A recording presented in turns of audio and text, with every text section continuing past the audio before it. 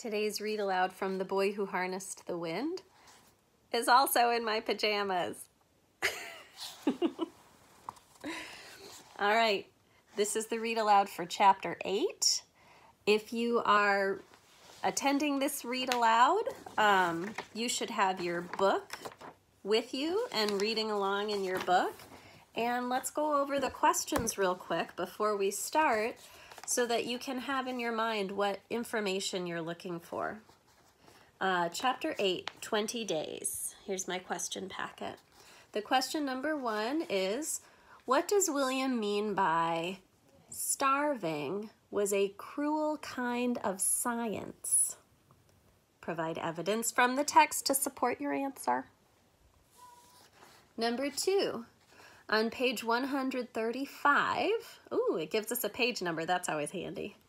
William's father realizes that the doe is ready to eat.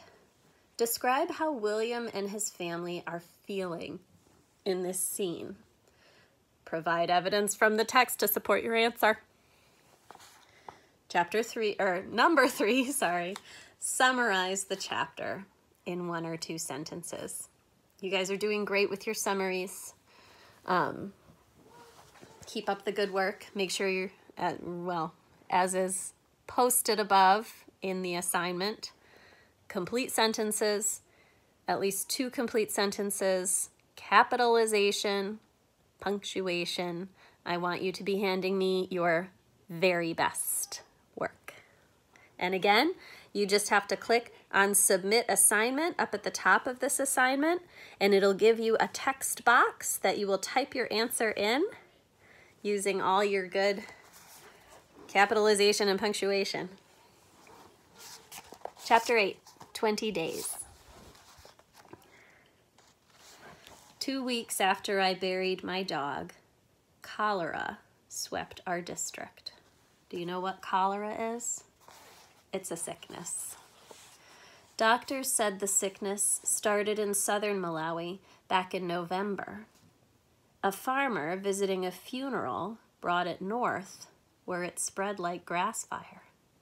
Within days, hundreds of people were sick, and 12 had died. Well, that's a little close to home. Cholera is a highly contagious infection that causes severe diarrhea. So I think we've had this discussion before. We see diarrhea as being kind of funny, but if you don't have the proper medication for it, you can die from diarrhea because your body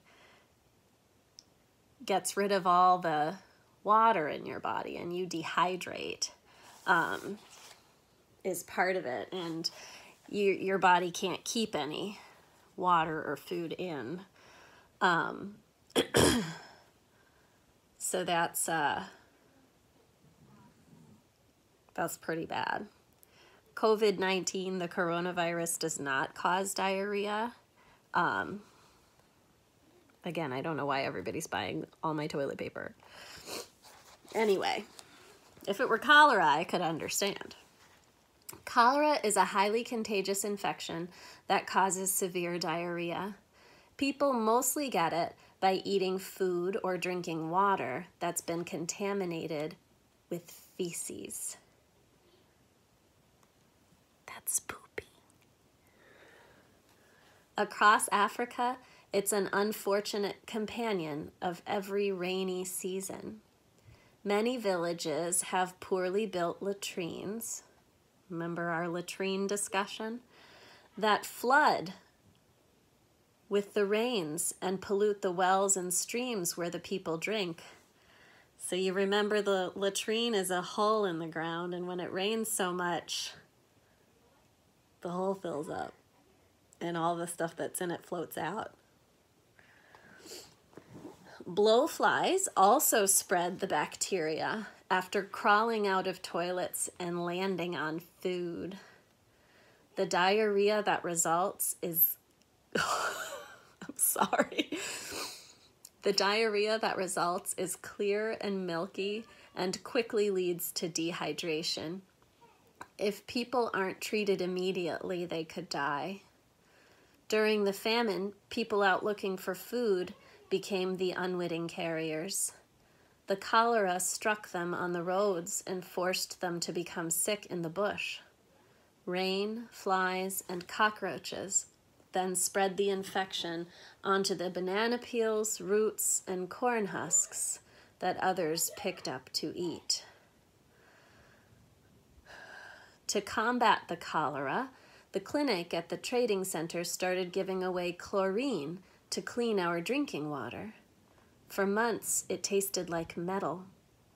They also advised families to cover the holes of their latrines to keep out the flies. My father made a lid from a piece of iron sheeting, but as soon as it was removed, the fat green blowflies swarmed out like a biblical plague and smashed into your head and face. It was a lot of work trying to swat them and finish your business at the same time. In those days, any signs of diarrhea near the latrine hole caused alarm. Each morning, the cholera people walked past our house on their way to the clinic, their eyes cloudy and skin wrinkled from dehydration. I'd watch them until they got close, then run down the trail toward home. But as soon as they passed, the starving people would follow. Between hunger and cholera, we had many funerals in Wimbe. At home, Jeffrey's anemia grew worse. His legs became grotesquely swollen with kwashiorkor. If you touched his foot, your finger left a mark in his bubbled skin, as if the foot were made of clay. Can you feel it? I asked one day, touching the blisters. Does it hurt? I can't feel anything, he said. He also became dizzy and had trouble walking a straight line. One afternoon, I was taking him outside into the sunshine, but he stopped and said, "Wait, come back. I can't see." We stood there until his eyes adjusted to the light before we continued. For months, his mother had only served him pumpkin leaves, and now, like Kamba, my cousin was starving to death. With little else to do, my mother took half of our flour for the day and gave it to Jeffrey's mother. "There's enough here for porridge," she told her. "It isn't much, but I can't watch my own family suffer." We were all losing weight, especially me. The bones were now showing in my chest and shoulders, and the rope belt that I'd made for my pants no longer worked. Now I just pinched 2 belt loops together and tied them off with a stick, twisting more as I got thinner. My arms and legs looked like blue gum poles and ached all the time. I had trouble squeezing my hand into a fist. One afternoon, I was pulling the weeds in the field when my heart started racing so fast I lost my breath and nearly fainted. What is happening with me? I thought. Terrified, I bent down slowly until my knees touched the dirt, then stayed there until my pulse returned to normal and I could breathe again. That same night, I sat in my room with the lantern while the hunger played games with my mind. If I sat still enough, the walls began to spin in slow circles, like a merry-go-round. I followed a centipede up the wall for what seemed like hours. When a mayfly flew close to the lantern, I grabbed it by the wings and asked it, "How are you alive? What are you eating?" One thing was certain. No magic could save us now. Starving was a cruel kind of science. Question number 1. Even my father, once a giant man, shriveled like a raisin. Sharp bones now replaced brawny muscle. His teeth seemed bigger, his hair was thinner, and for once I noticed the scars on his skin. One afternoon, he reported having trouble seeing across the courtyard. The hunger was robbing his vision, just as it had Jeffrey's. It seemed the thinner my father became, the more he wanted to weigh himself. He kept a maize scale hanging by a rope near the tool shed, and one morning I watched his routine. He walked out and gripped the hook, then hung there like a sack of grain, staring up at the needle. He made a grunting sound and said, 5 kilos. Mama. As always, my mother came and looked, but refused to weigh herself. The children were also forbidden. Like many women during the hunger, she'd started tying her mpango tight around her waist like a belt. She said it confused her stomach and tricked her heart from beating so fast, helping her to breathe. At night, she resorted to mind games to help us children. "You're losing weight because you're thinking about food," she told us. "Don't you know that causes your body to stress and burn more energy?" My sisters cried. Aisha said, "But Mama, I don't want to become swollen." "Then think about positive things," my mother told her. "Do that for me." The one positive thing we could dwell upon was our maize crop. Out in the field, the stalks had grown as high as Father's chest. The first ears had begun to form, revealing traces of red silk on their heads, and the leaves and stalks were fading from deep green to yellow. While men withered and died all around us, our plants were coming up fat and strong. 20 days, I predicted to my father. "I'd say you're right." If I was indeed correct, then we had 20 days until the green maize was ripe enough to eat, what we lovingly called dough.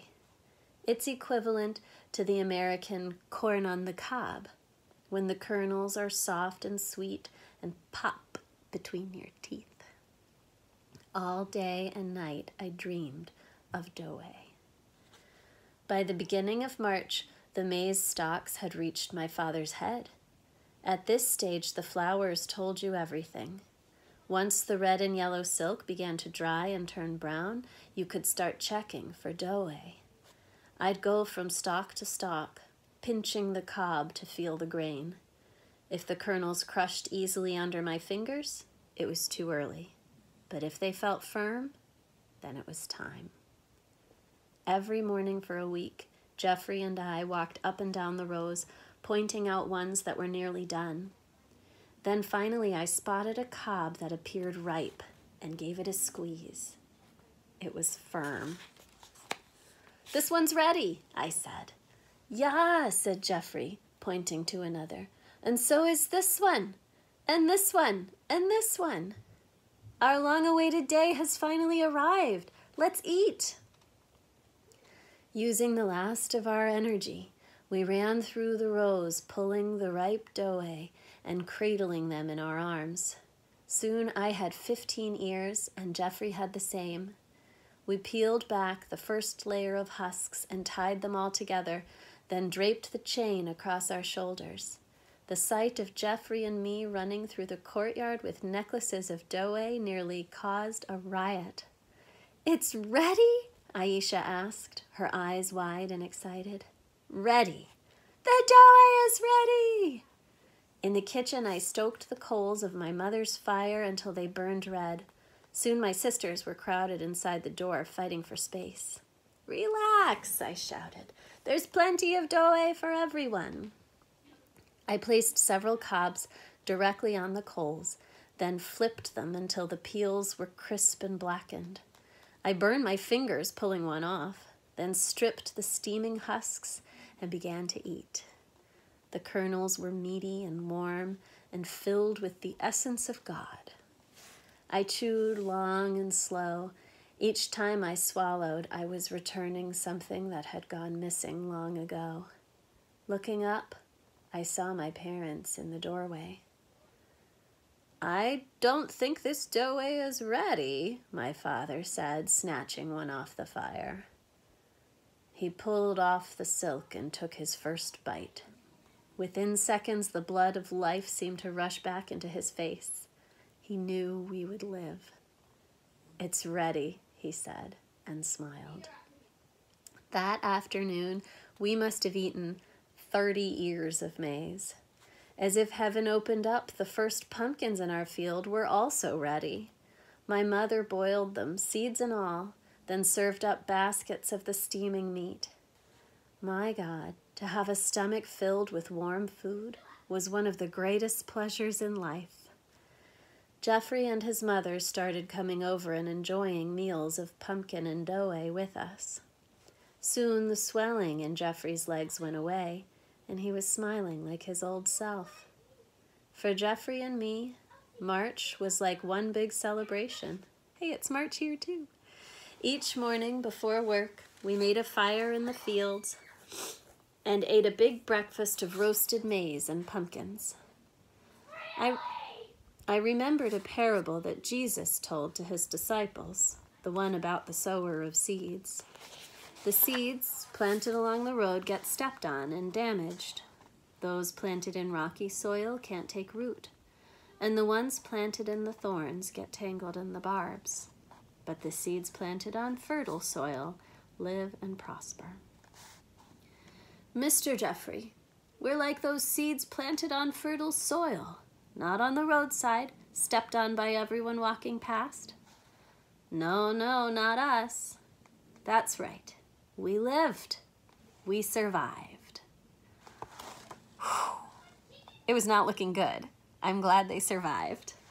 That's the end of the chapter. Remember to read the instructions for this assignment so that you don't forget the things, and please answer these questions and submit them by Friday.